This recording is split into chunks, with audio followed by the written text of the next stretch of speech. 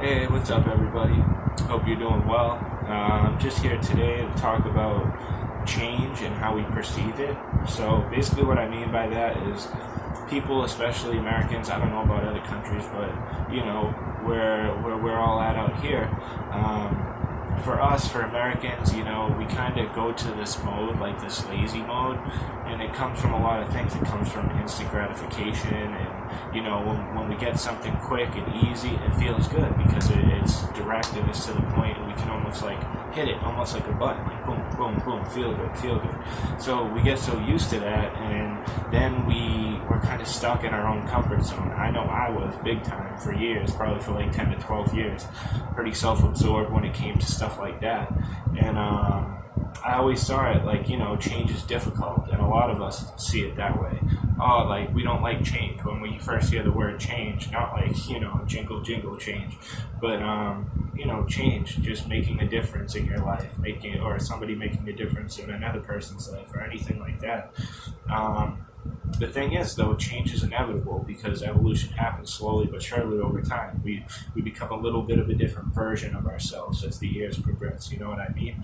And we still have a lot of those innate core values that were instilled upon us from a young age, but certain situations, things that happen, like the whole nature versus nurture thing, and you could be raised in a bubble like Bubble Boy, and your parents try to keep you safe and everything, but once you get exposed to the real world outside of the four walls that are your house or a safe place or whatever you want to say, and you get out there in the real world and you start to experience things firsthand over time, it makes a difference. It takes a toll on people, and but this will happen to anybody and everybody. I don't think any of us are technically immune from that. You know what I mean?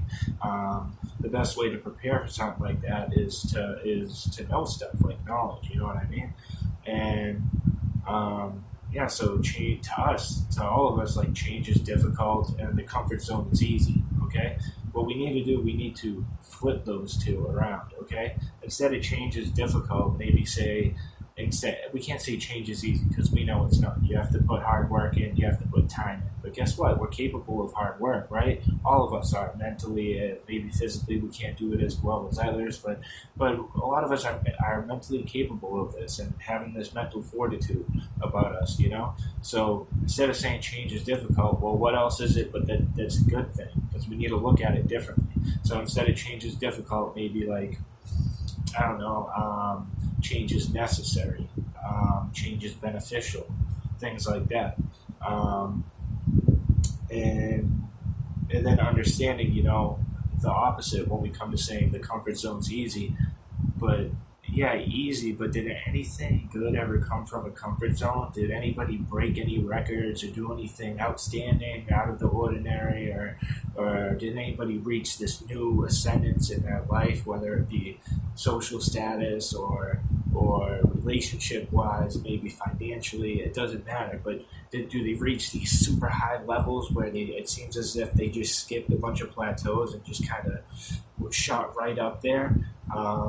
You know what I mean? Did that ever come from them sitting in their own comfort zone and saying, "Oh, well, somebody might just slip on a banana peel, they might drop my dream job, but then I might just pick it up and everything is going to work out." You know what I mean? But that's not the case ever. It's never the case like that. You know what I mean? Anytime things like that happen, it's through hard work, dedication, sacrifice, time. Time's a big one, you know what I mean? But people don't get it, you know what I mean? Just look at our life expectancy and pray to God that He stays with us and helps to keep us safe throughout our whole journey. But if you look at it like that, we have a lot of life left, so we have time left. But we like to have this idea of, we want time for ourselves and stuff. Of course we do, but don't you want time to better yourself? Because I've watched the last 10 years and I've watched my life not change really. It's changed in the last 3 years, but I had to put in a lot of work. And until then, in the meantime, I was not putting in work and I was in that comfort zone and nothing changed. So if you don't like where you currently are in life or anything like that, or feel like you were made for so much more, because you probably are, we all are. But you start feeling that way, let that be the fuel to your fire, allow that to get you really amped up and say, okay, I'm going to make a change about it. I'm going to do something about this. You know what I mean? That we need to wake up.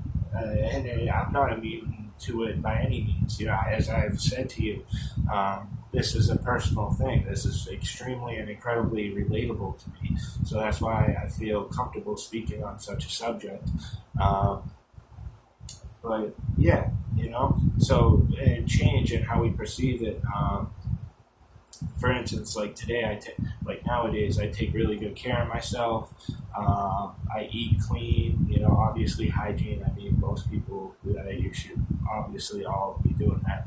But anyways, you know what I mean, like just taking care of yourself, the self-care, the self-love, and dedicate some time to yourself, you know what I mean? So that you can grow stronger physically, so that you can excel and ascend mentally, and so that you can get a better and a better and a better grasp over life and of life in general. We were made to evolve. We were made to grow and prosper and help one another and excel. We weren't meant to sit there and be stagnant and just not change or anything like that. You've heard the saying before, probably, nothing changes if nothing changes. It sounds so dumb and redundant, but it goes over a lot of our heads, me included. And I had to kind of wake up to that idea and that whole, being able to change your reality through effort, through hard work, through consistency. Put a good amount of your time into something. What really helped me was time management, and just think about it, 24 hours in a day. I like to sleep. That's why my body is pretty decent at recovering, even at the age of 31. I'm pretty decent at recovering physically and healing and getting better quick because I sleep a lot, and that's very important. I get 8 to 10 hours of sleep. So I'll say 8 because I really don't get 9 or 10 hours of sleep lately, not anytime lately. But 7, 6, 7, 8 hours usually 7 or more. So I'll say 8 though. Okay, so that's a third of the day. That's a third of my life. Poof. But it's for a reason. It's coming back to me. It's what allows us to live so long. If we never slept, maybe that life expectancy would be 43 or something. You know what I mean? We don't know these things. I'm sure they can do studies. I don't know if they've done that. I don't care. I'm just going off on a tangent here. Okay? So, I don't know. It's just these things, all these new things that I've been doing for myself, other than basic things, but training all the time, training 3 to 4 days a week, and then also just going to a regular gym and doing that 5 days a week, and then eating clean, and then getting good sleep, and having that physical recovery, and using a hydro massage bed to work out all the kinks and stuff after my normal workouts, and doing these little things. They're small. You're adding it, and it's taking up time throughout your day, but it's really not taking up that much time if you think about how many hours you're still left with, okay? Even if you take a whole hour to eat each meal, that's 3 hours, okay? 8 hours I'm sleeping, right? 3 hours from eating. So that's 11 hours, right? So we're still looking at 13, and say you work 6 hours, well, you're still left with 7 hours, you know what I mean? And what you could be doing is you could be working on a way out. So if we're all working these 9 to 5s and stuff like that, be doing that, but stay diligent, stay focused, and believe in yourself and tell yourself that you were meant for more than this, because you are. You know what I mean? I am, you are, we all are. Okay? We weren't meant to be these 9 to 5 drones trading time for money. We were meant to be able to find a way about life in which we can still truly enjoy it and live it, while at the same time at least being able to stay afloat financially. You know what I mean? But we get so caught up with this idea of the mighty, mighty dollar and stuff like that. And life doesn't give us many options, many ways out, but we can create them. That's the whole thing. We lose this idea that we can find a way out at the end of the day. And never lose hope, you know what I mean? Always stay dedicated and focused. But this change had to come slowly over time. One good decision at a time, maybe 2. And I would practice it for 1 to 3 months, and then I'd move on to the next thing.